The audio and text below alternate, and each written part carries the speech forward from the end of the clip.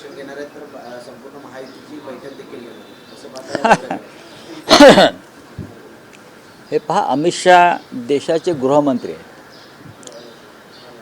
गृहमंत्री म्हणून त्यांना मुंबईत येण्यासाठी परवानगीची गरज नाही.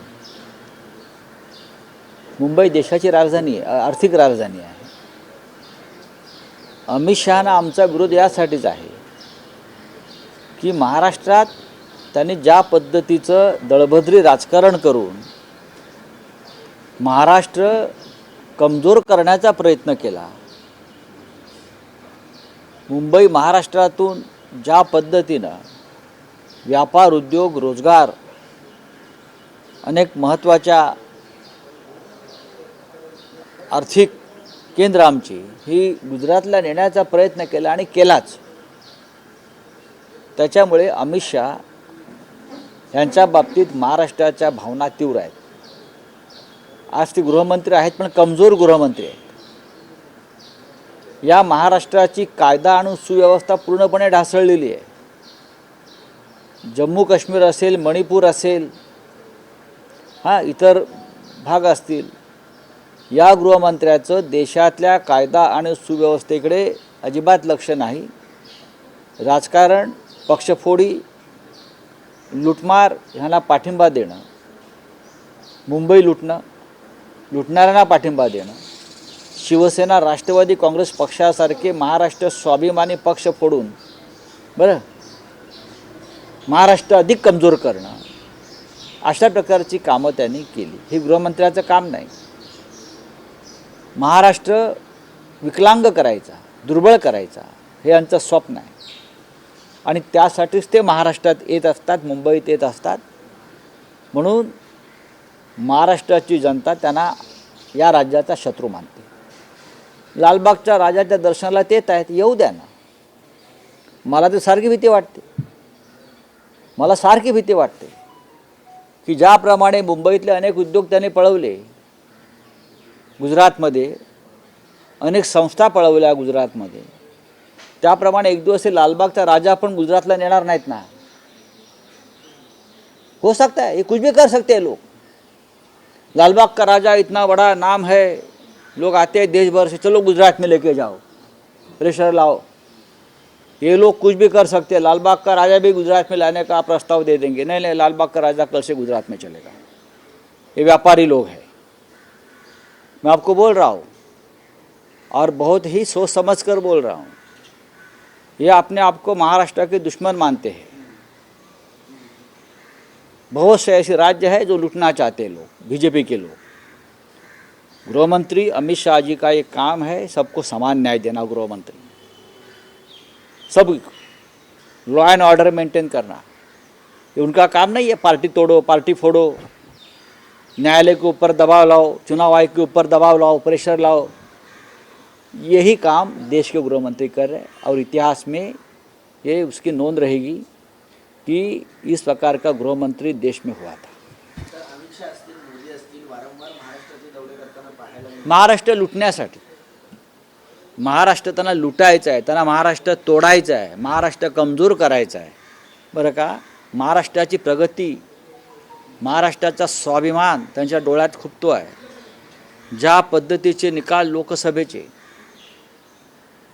लोकसभेचे महाराष्ट्राने दिलेले आहेत, त्याच्यामुळे त्यांना महाराष्ट्र अधिक कमजोर करायचा उद्याच्या विधानसभा निवडणुकीपर्यंत. म्हणून ते विधानसभेच्या निवडणुका जाहीर करत नाही आहेत. हिम्मत आहे तो कर लो ना. हरियाणा के साथ चुनाव ले लो. मुंबई महानगर पालिका का चुनाव क्यों नहीं लेते आप? अमित शाह जी, आप आ रहे हैं ना मुंबई में, आप लीजिए ना. 3 साल से मुंबई महानगर पालिका लूटने के लिए आपके लोगों के हाथ में आपने दी है. यही तो सबसे बड़ा घोटाला है आपका. मुंबई लूटो, पुणे लूटो, नागपुर लूटो, कोई कॉरपोरेशन नहीं, कोई लोक प्रतिनिधि नहीं, कोई पीपल्स रिप्रेजेंटेटिव नहीं, कोई मेयर नहीं. आप आएंगे और आपके दलाल लोग यहाँ मुंबई लूटकर आपको माल दे देंगे दिल्ली में. ये चल रहा है. भास्कर जाधव म्हणतात की पुतळा जो दिवसा पडला, अनिष्ट कुठे तर तळले, मात्र हा जर रात्री पडला असेल तर धर्मियांवरती यांनी ढकलला असं भाजप. बघतो मी. राष्ट्रवादी काँग्रेस शरद पवार गटाकडून 90 ते 100 जागा तयार करायला सांगितली आहे. त्यांना झूम मिटिंगमध्ये सूचना देखील देण्यात आल्या. ठीक आहे, प्रत्येक पक्ष, महाविकास आघाडीतला प्रत्येक पक्ष, 3 पक्ष प्रमुख आहेत, त्यांच्याबरोबर शेतकरी कामगार पक्ष आहे, समाजवादी पार्टी आहे, कम्युनिस्ट पक्षाचे दोन्ही गट आहेत, म्हणजे CPI हे सगळे आमच्याबरोबर आहेत आणि प्रत्येक जण आम्ही एकत्र येऊन आपापल्या जागा वाटपासंदर्भात चर्चा करतो आहोत. राष्ट्रवादी काँग्रेस शरद पवार साहेबांच्या नेतृत्वाखाली एक महत्त्वाचा पक्ष आहे. उद्धव ठाकरे यांच्या नेतृत्वाखालची शिवसेना एक महत्त्वाचा पक्ष आहे. प्रत्येकजण आपापल्या उमेदवारांना आपापल्या जागांवर तयारी करा अशा प्रकारच्या सूचना नक्कीच देत असतो. शेवटी निवडणुका आम्ही एकत्रच लढणार आहोत, ते लक्षात घ्या. पवारांच्या डोक्यात उद्धव ठाकरे मात्र मुख्यमंत्री चेहरा नाही असं फडणवीस. बघा, फडणवीसच्या डोक्यामध्ये आधी मेंदू आहे का हे त्यांना कुणी सांगितलं? पवारांचा मेंदू पवारांच्या डोक्यात. पवारांच्या डोक्यात काय चाललं आहे हे जर फडणवीसांना कळलं असतं तर त्यांची आजची अवस्था झाली नसती ना. आज त्यांची जी घसरण झालेली आहे त्यांच्या आयुष्याची आणि राजकारणाची आणि प्रतिष्ठेची, बरं का, तुम्ही शरद पवारांच्या डोक्यात काय चाललं हे तुम्हाला 100 जन्म कळणार नाही. शरद पवार साहेबांच्या डोक्यात काय चाललं आहे, कोण आहे काय नाही. 2019 सालीसुद्धा पवारांच्या डोक्यात काय होतं हे फडणवीसांना कळलं नव्हतं. आमच्या डोक्यात काय होतं ते पण झाले ना उद्धवजी मुख्यमंत्री. 2024ला हिंमत असेल तर वेळेत निवडणुका घ्या. मग कोणाच्या डोक्यात काय आहे आणि डोक्यातून काय बाहेर येत आहे हे जेव्हा समजेल तेव्हा फडणवीसांचा मेंदू काम करायचा बंद होईल. अजून उद्धव ठाकरेंना मोठी सहानुभूती, जसं मुख्यमंत्रीपद त्यांनी सोडलं, अपेक्षा केली होती. मात्र CM म्हणतात की मी सामान्य कॉमन CM म्हणून झालो. कोण असं कोण म्हणत आहे? 4,000 कोटी ज्याने निवडणुकीसाठी काढून ठेवलेत बाजूला, तो सामान्य माणूस. 50-50 खोक्याला आमदार विकत घेतले, 100 खोक्याला खासदार विकत घेतले, तो सामान्य माणूस. सामान्य माणूस. सामान्य माणसाची व्याख्या बदलावी लागेल, बरं का. लोकसभा निवडणुकीमध्ये ज्याने 2,000 कोटी रुपये खर्च केले ज्या पक्षाच्या गटानं, तो सामान्य माणूस. अरे कुठून आला पैसा? ठेकेदारांचं राज्य सुरू आहे. सामान्य माणसांचं मुख्यमंत्री राज्यात ठेकेदारांचं राज्य चालवत नाही आणि प्रत्येक गोष्टीत पैसे खात नाही. चला, त्यांचं म्हणणं आहे की फेस टू फेस काम केलेलं आहे, घरी बसून काम करत नाही, फेस टू फेस काम करतो. वित्तीय विभाग जो है वो सबसे 10 बार फाइल पड़ती है. गुलाबराव पाटील म्हणतात की हे नालायक विभाग आहे, आणि एकीकडे उलट्या होतं असं सावंत म्हणतात, तानाजी सावंत. ठीक आहे, सोडून द्यावं. झालं आता काय, थोडे दिवसाचे पाहुणे येते. मणिपुर में हमला हो रहा है. मणिपुर में आज भी महिलाओं पर अत्याचार हो रहा है और देश के गृह मंत्री मुंबई में आकर मजे उड़ा रहे हैं. हाँ, मणिपुर में जाओ, जाइए मणिपुर में, जाइए जम्मू कश्मीर में. मुंबई में क्या है आपका काम? मणिपुर में जाने की हिम्मत दिखाइए आप. सर, अजित पवार का एक स्टेटमेंट आया है जिसमें उन्होंने कहा है कि घर तोड़ने का उन्हें दुख है कि जो घर तोड़ना जो है उसको समाज एक्सेप्ट नहीं करता. आप किस तरीके से देखते हैं? कहीं ना कहीं जो है उनके मार्गदर्शन देखिए, जो एजेंसी अपॉइंट की है मार्गदर्शन करने के लिए, ये उनका सलाह होगा. उनको मार्गदर्शन क्या होगा, ये बात बोलो. अब ये पोपट बन गए हैं सब लोग.